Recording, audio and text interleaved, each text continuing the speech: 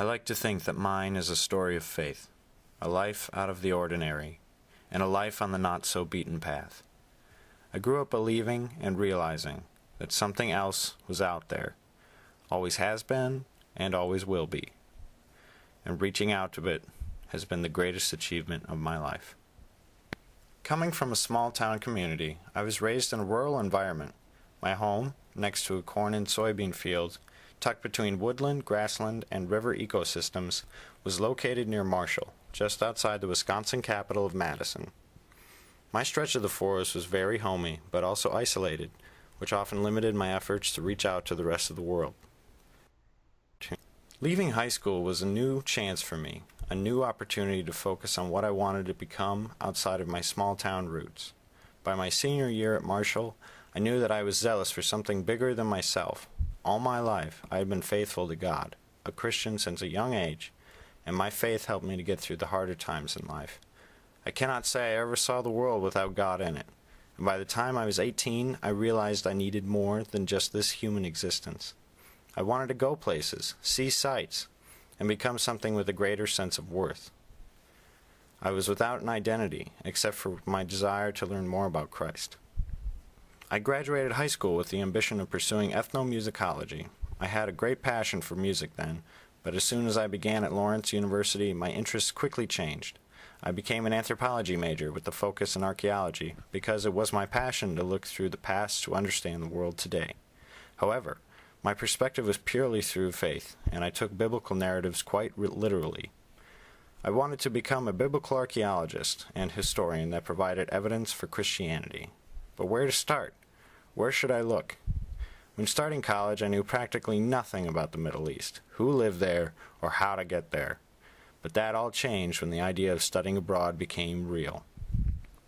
My brother, a biology and environmental studies double major who graduated from Lawrence in 2015, studied abroad in Madagascar. At that point, the world stopped seeming so big, so unreachable. Perhaps I, too, could travel to another side of the globe and finally experience the world that I was missing out on. I discovered the Ahmad East Jordan Middle Eastern and Arabic Language Studies program based out of Amman. I knew that this was the ideal location for me. I would be able to visit the land the Israelites crossed over during their exodus, the resting place of Moses, and the home to the Israelite tribes of Reuben, Gad, and Manasseh. I started taking Arabic classes at Lawrence in order to prepare myself, trying to pick up as much as I could before throwing myself into the fire. Not only did I want to learn Arabic, but also other Semitic languages such as Hebrew. But no classes I took could prepare me for the financial deficit I was about to place myself in. Luckily, I received enough aid from 4 separate scholarships and funds that I could travel abroad for the fall semester. Without just one of them, I would not have been able to go. The Benjamin A. Gilman Study Abroad Grant, Ahmad East's Need-Based Scholarship, and Lawrence's own Mason Fund for Anthropological Study and Helen Barr Rudin scholarships. Upon hearing that I was indeed awarded them, I knew that this trip was meant to happen, and am forever grateful for all the aid I was given. However, the final struggle was convincing my parents to let me venture to the unpredictable Middle East. The eye of a storm, the more western and liberal state of Jordan is completely surrounded by social, political, ethnic, and religious conflict. Eventually, after persistent reasoning, I was able to persuade my parents to let me study in Jordan. I knew what I was getting into, and it was worth it. Studying abroad did not become real until I made it to the Chicago O'Hare International Airport. That is when it sunk in. This was real. I was finally leaving not only Wisconsin and the United States, but I was also leaving North America, the only continent I'd ever been on, the only side of the world I had seen. Arriving at the airport was revelating. I was here to leave my home, my life, my family, and everything I knew. We touched down in Amman, Jordan, mid-afternoon the next day. I had ridden beside my Lawrence study partner, Forrest, the whole way, our first experience of Arabic culture being the Royal Jordanian 747 aircraft. The plane carried few Westerners, most of which were fellow study abroad students. For once, I was the minority. I was out of my comfort zone, and I was noticeably different. And I loved it. I was viewing Arab people for the first legitimate time outside of a film. watching them speak about simple things, such as family or travel, memories or faith, all things that I could relate to as a human being. Every new place brings an overwhelming sense of wonderment, but Amman not only spoke of Jordan or the Middle East, but it was also its own distinct location, that I no longer had to relate to what I had experienced in media, film, or writing. Music and the call to prayer rung throughout the aged beige walls that weaved across the many hills and valleys of apartments and stores. The people were different, not only by their clothes, mannerisms, and livings. They looked like they cared more about one another. The culture was so much more hospitable than in the West, and I positively appreciated that.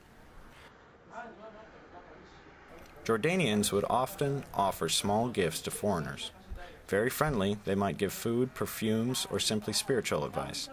Amman was a lively city that flourished on community emphasis, and because people were much more conglomerated than I had been used to in Wisconsin, the people were far more loquacious. Though people did not have much, they had each other, and that was far more worth it. I learned a better sense of value in people than in things. Even though I found Arab food unfavorable, it still brought people together. The city was decayed in appearance, but it harbored much more character than towns back home. The foggy atmosphere released a charming aura in an establishment nearly as old as time. So many essential elements of life exposed differences, yet were still so similar. For example, clothing was both Western and Arab, as were businesses, homes, television programs, and schools. Though there was a definitive line between Jordanians' livelihoods and those of the Westerners, Arabs' motives and reasons were fundamentally the same as ours, and that truly explained, with first-hand experience, that we are all human.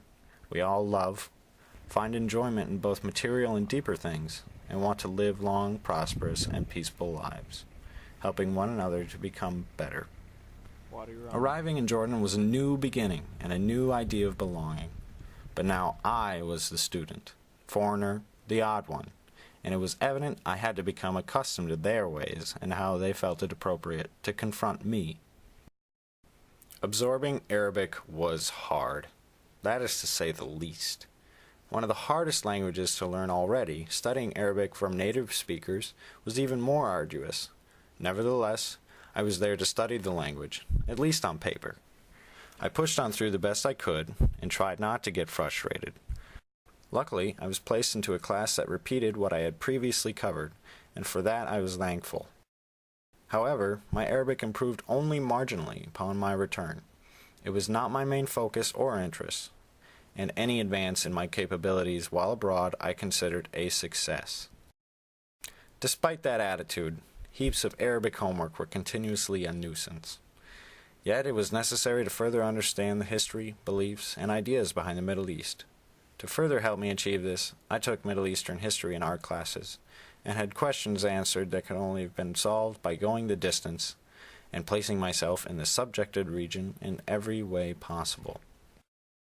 The excursions were unquestionably the best part of the study experience. Naturally, an essential portion of our program involved exploring the country around us. For once, I was able to genuinely learn outside of the classroom, something I had wanted to do my entire time I was in school. We ventured to both the northern and southern portions of the nation, visiting the educational locations in Amman, the ancient cities Jerash and Al-Jun near the Syrian border, the natural site of Wadi Rum, the hidden civilization of Petra, the popular tourist site of the Dead Sea, and the biblical baptism site and Mount Nebo. Of all the excursion destinations, Mount Nebo was utterly my favorite. The place of his supposed death, Mount Nebo was the last position Moses was allowed to travel during the Exodus migration. Moses was permitted to look over the promised land of Israel, but was not allowed entrance by God. Instead, Joshua led the 12 Israeli tribes into what is today Israel and the west side of Jordan. It was on the 3 eastern tribes that settled in Jordan, Reuben, Gad, and one half of Manasseh, that I chose to conduct my archaeological independent study on. Overall, visiting Mount Nebo left me with a deepened sense of religious fulfillment. Moses, being one of the most prolific figures in Judaism, Christianity, and Islam, has always been a hero of mine, and for various reasons. He questioned his own ability to lead the Hebrews out of Egypt simply because he possessed a speech impediment. I myself experienced difficulty speaking as a child and was placed into a mentally handicapped class during my earliest years of school. To this day, I undergo hardships trying to speak, write, and effectively express myself. I was simply glad to be paying homage to Moses, all he endured, and all he accomplished through God.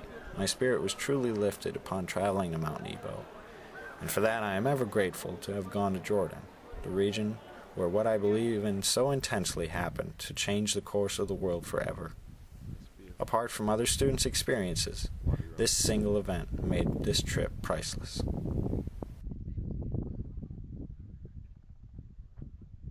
Without question, this trip was about my faith. Faith is so hard and so difficult. Try putting all of your trust, your reasoning, and your values into something you can't even see. Try telling yourself that you don't exist simply because, but rather there is a reason for you being here, that there is a reason to why everything happens around us the way it does, a reason why we dare feel deeper emotions, why we endure the slow numbing of pain and shortcoming. So often we choose to entertain something more shallow within ourselves, so that we don't fall so hard when it hits us that we are so fallible. Imagine throwing into an infinite abyss a painting of your life, including all the moments you want to take back, or rather the chances you wish you would have taken. What a hopeless miracle that we cling on to, knowing that if just once the slightest return came of it, we would be forever changed. A single despairing moment. And then the faintest but growing light appears from the endless sea that says, in full comfort and caress, that you are irreplaceable, you are needed, you are without equal, and you are your own light, and you are so dearly loved. No matter what you've done, no matter what has happened to you, no matter who you are, no matter what you look like, or no matter if you love back. Perhaps that is what God is. How we humans illustrate God as only a man or a woman, only because we ourselves are people, is unquestionably limiting. God is in the seas, in the earth, in every blade of grass, in the wind, and in every atom in existence. God is an all-encompassing truth, recording all that has ever happened, no matter where or when. How is God eternal? Only one answer: love. We look upon love, emotion, depth, and vulnerability as so shameful, yet we are so blind to its truth. We say, let us love only those that love us. Yet, are we not better for loving those who don't love us at all? If all we know is love, what evil is then found in us? A truth that I have uncovered over the years is that love is equivalent to faith. If you have faith in your parents, your siblings, and your friends, you love them and you believe in them, that they will follow through however necessary, that they will protect you, that they will love you. Faith in those we see is easy, but faith in what we cannot see is hard. That is the true test. The only way to answer the question, am I completely, wholly, and truly loved? And God cries back to us. But you can only hear it if you listen hard, long, and patiently. God is the creator of all the universe, and his love is even far greater for us all. But unrequited love, in the end, is no love at all, and that is God's truth. Faith is hard, yet do we dare to be bold, to love, and throw ourselves into the abyss? I am fortunate enough to say that my faith has been tried and rewarded on numerous occasions. There is a great deal of difficulty knowing where to look for God, but if you have enough patience, as well as humility, then He can show Himself in the oddest of places. One of the most significant memories I have grounding my faith was a very personal experience. During the summer when I was 7, I fell ill with an unknown ailment that spread from my right foot throughout my whole body. I became stiff with pain and was soon bedridden. Despite numerous hospital visits, professionals were unable to diagnose my condition due to inconclusive X-ray analyses, but they claimed I had juvenile rheumatoid arthritis. From the outside, nothing seemed to be wrong. Tests ran blank, but inside, the pain was unbearably strong, like needles being driven into all of my joints. It required my dad's faith in God to heal me, asking Yahweh to bless olive oil, His chosen anointing oil. My dad blessed me. With only hope, I arose the next morning, and after a week of being crippled, I could walk once more. Sometimes we do not have the answers, and sometimes we are forced to take one step further to witness the power of believing. Studying abroad in Jordan was one of the most significant events for my faith in my lifetime. Not only did I place myself in the geographic center of my religion, but also among the people that lived there, their culture, language, history, and beliefs.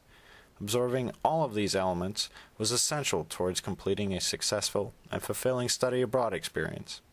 Even more, touching others halfway across the globe to share some of my own values was priceless in today's intensely connected world.